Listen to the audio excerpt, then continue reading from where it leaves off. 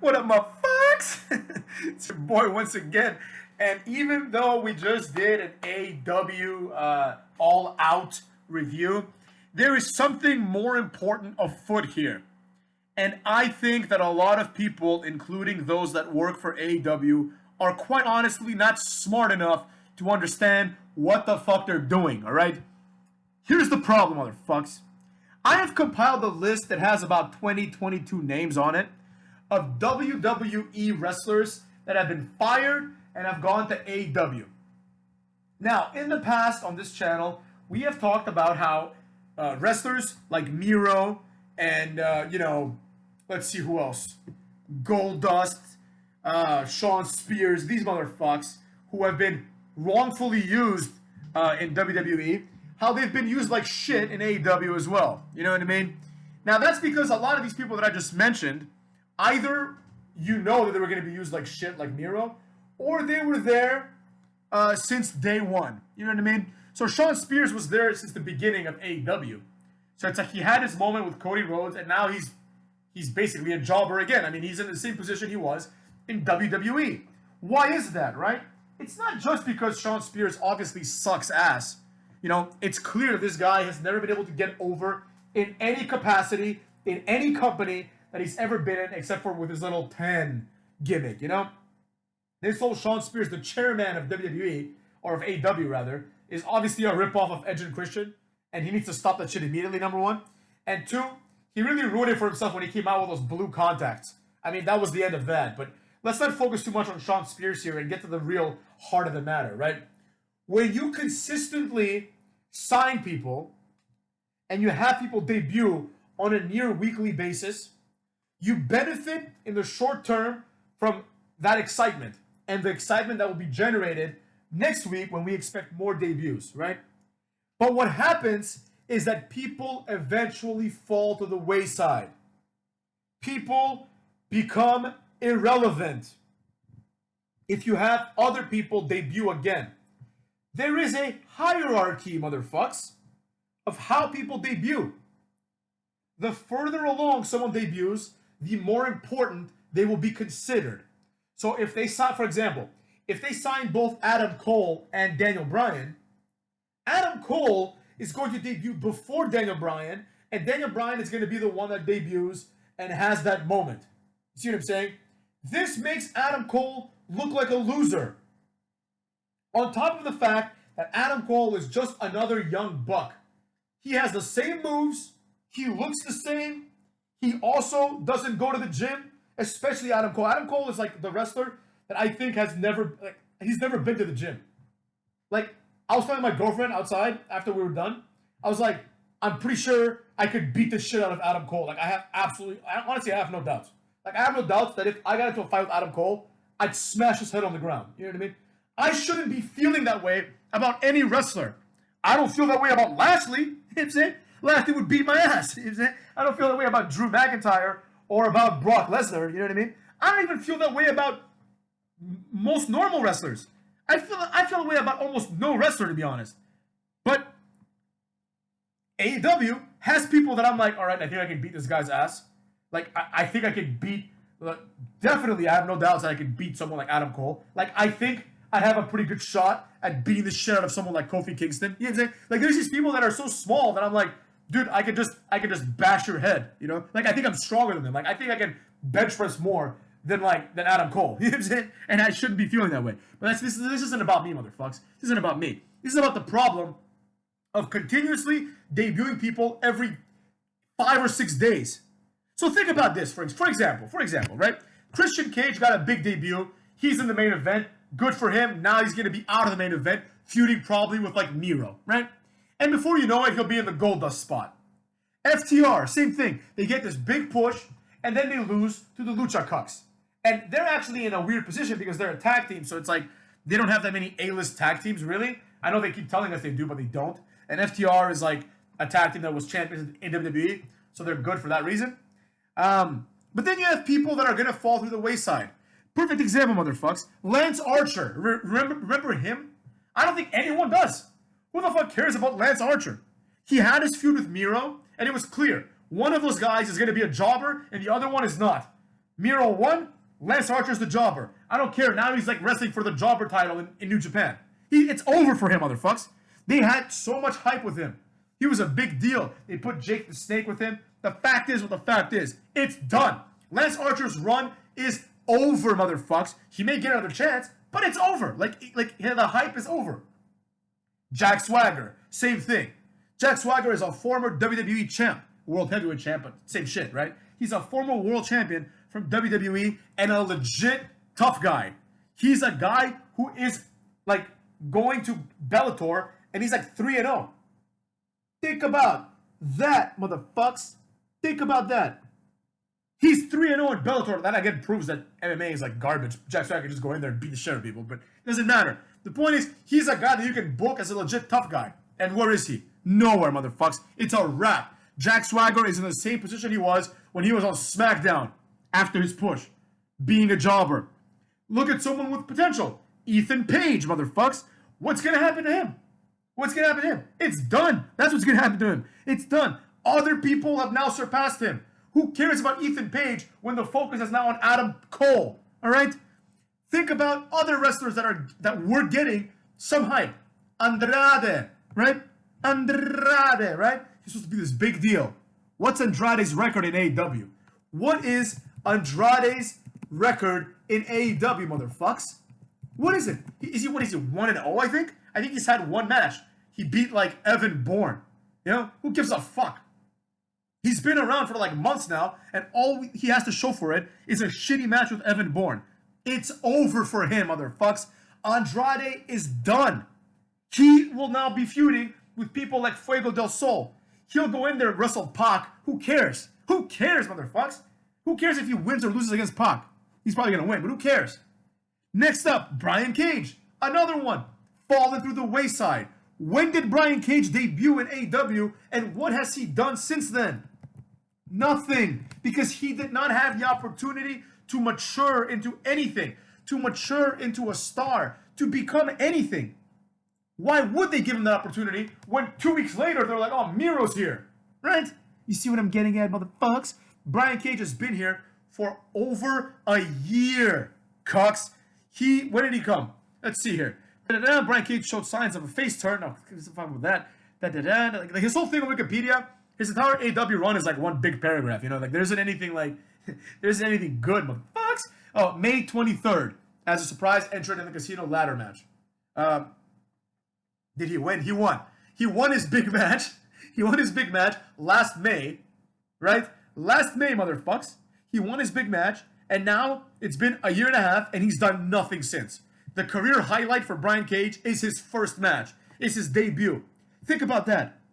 Everyone in AEW, for the like 99% of them, their career highlight is their debut.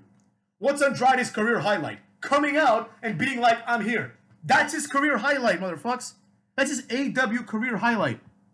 Think about that. Think about that. Use your fucking minds for a second. Look at Matt Hardy. Matt Hardy came in another pay-per-view that was overhyped. They're like, oh my God, Matt Hardy debuted. Oh, things have changed. I'm marking out, right? Matt Hardy came out with the drone. It's done. He's on the pre-show already, motherfucks. He's on the pre-show. Evan Bourne. He debuts as the Joker card guy, as the 21st guy, botches the shooting star press. Where is he? On AEW Dark, probably. Miro. Miro was like being held down by WWE. He comes back looking better than ever. He gets given this ridiculous video game nerd gimmick. That didn't work, obviously. Now he's given this overly religious guy gimmick, which makes no sense. What the fuck? The Redeemer. It's done for him, too. I know he's the mid-card champion, but he's going to drop it soon to like Adam Cole or something, right? Like he's going to drop it soon, and that's going to be that. Before you know it, he'll be gone. Miro, who should be the world champion in AEW, who could probably beat the shit out of everyone in AEW. Miro, motherfucks. Think about that. Last and certainly not least, Malachi Black, motherfucks. Malachi Black. The slightly better version of Karrion Kross, which means he's total shit. Malachi Black comes in, blazing fire. Everyone's losing their mind. Oh, Malachi Black has debuted. The game has changed now. Let me tell you right now, motherfucks. In a few months, I thought it would take a year, but in a few months, Malachi Black will probably be on AEW Dark. Like, let's be real. It is a wrap for this guy. His debut was completely overshadowed by CM Punk, a little tiny bit by Adam Cole. Like, nobody really cares about Adam Cole, but it was a little bit overshadowed by Adam Cole, and obviously overshadowed by Daniel Bryan. Who cares about Malachi Black anymore? That's the problem with AEW. If AEW tomorrow signs, like, I don't know, Kurt Angle is a bigger star than Daniel Bryan by a lot, motherfucks. Kurt Angle might actually get people to tune in. Just imagine some fantasy land where AEW decides to, like, somehow pay Undertaker a lot of money, and Undertaker comes in. And Undertaker debuts and he attacks, I don't know, they probably have him attack like Cody Rhodes or something, right? Because they're the one, that's the guy they want to put over. They have him attack Cody Rhodes. You know? Think about that. Undertaker might actually draw some eyes.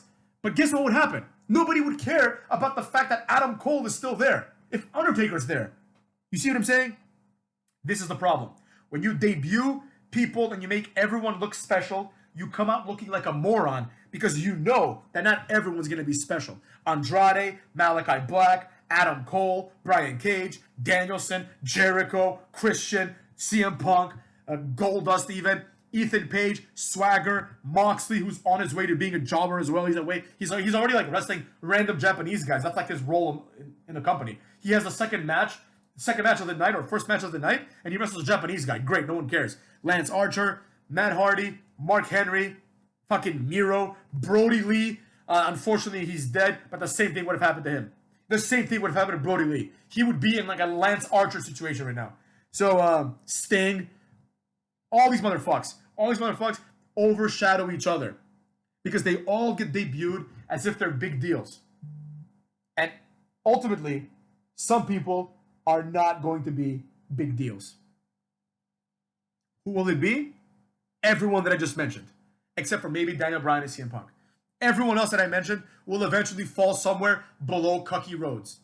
Eventually, when it's all said and done, Cookie Rhodes will have a match with probably either Kenny Omega or Adam Page or one of those guys, and he will become champion, and that's going to be like one of the reigns of terror. He's going to be like the Jeff Jarrett. That's going to happen when Cody Rhodes has less things on his plate. Now, let me tell you one thing, motherfucks, since I just mentioned it. Adam Page. What happened to him, right?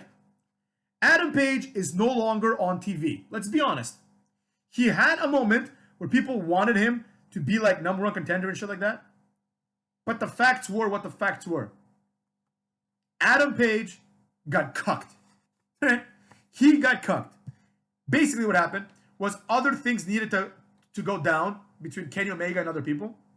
And Adam Page, his feud was pushed down to the wayside. Now, I personally believe that this was a good decision because I would have had Adam Page get beaten by Kenny Omega. And if Adam Page lost in the same situation where Christian Cage was, if he lost that match, that wouldn't be good because the focus would shift immediately to Adam Cole and to Daniel Bryan.